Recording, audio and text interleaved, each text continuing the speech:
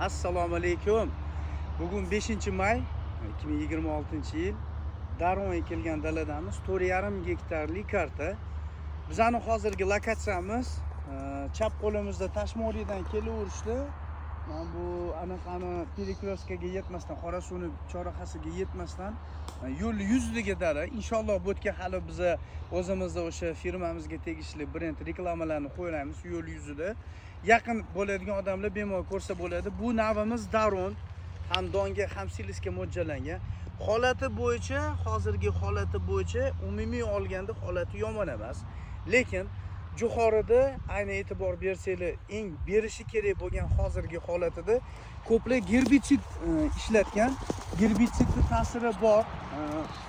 Nimagaki mana makkani holatini ko'ryapsizlar, bu yerda ozgina ajok bo'lgan yoki bu yerda mikroelement yoki bu yerda stress holati bo'ladi. Nega? Gerbitsid sepgandan keyin tabiiy bizda o'sha mana shu 10 kunning orasida yog'ingarchilik, havo harorati tushib ketishi kuzatildi. Bu makka jo'xoriga baribir ta'sir qilmay qo'ymaydi. Ta'sir qiladi. Shuning uchun bir hafta 10 kun o'tdimi, gerbitsid sepildi, ishlandi.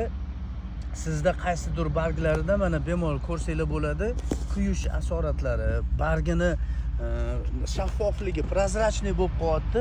Bargini sintetikasi yuqalashib qoladi. Qalinlik yo'qolyapti-da. Bu tabiiy stress holati, ajokoviy holat bo'ladi. Bu holatda maslahatimiz bargidan ozuqa ko'proq sink, magniy, borga e'tibor bering. Qo'shimcha aminokislota, foluviy kislota, iloji boricha nimaiki qo'llaydigan bo'lsanglar, faqatgina kechki salqinga sepishinglarni tavsiya qilamiz.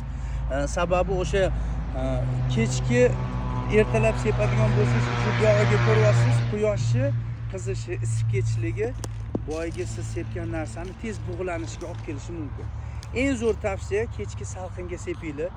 Makka holati bo'yicha agar sizlarga qiziq bo'ladigan bo'lsa, telefon raqamlarimiz bor. Do'konimiz o'zgarmagan. Qo'yliq dehqon bozori 180-do'kon. Bir ikkita fermer akalarimiz, dehqonlarimiz yaqinda kelishdi. Husan aka shu yerda ekansiz, ko'rib qolishdi. Ha, shu yerdaman desam, bir ikkita do'konga mayli aytmayman, do'konga keluvdik, bo'ldi, Husan aka ishlamayapti, chiqib ketdi. Mana shu do'kon degan gaplar bor. Men hech qayerga ketmaganman, hech qayerga chiqib ketmaganman. Joyimiz Qo'yliq dehqon bozori ichida ikkita do'konimiz bor. 180-chi, 193-chi, 198-chi do'kon. Undan tashqari bizning skladimiz Avangard kollektor 6da, o'sha 2 qavatli bino bor, Buxoro kafe bilan choyxonaning o'rtasida.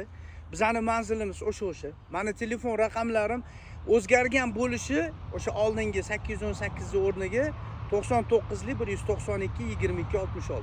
Hech qayerga ketmaganman, ishlab turibman. Yaxshi sifatli mahsulotni bu holatini yana bundan tashqari jo'xorilarni kuzatish, sizlarga qiziq bo'lsa, bitta like, bitta podpiska bizani kuzatib boringlar. E'tibor uchun rahmat.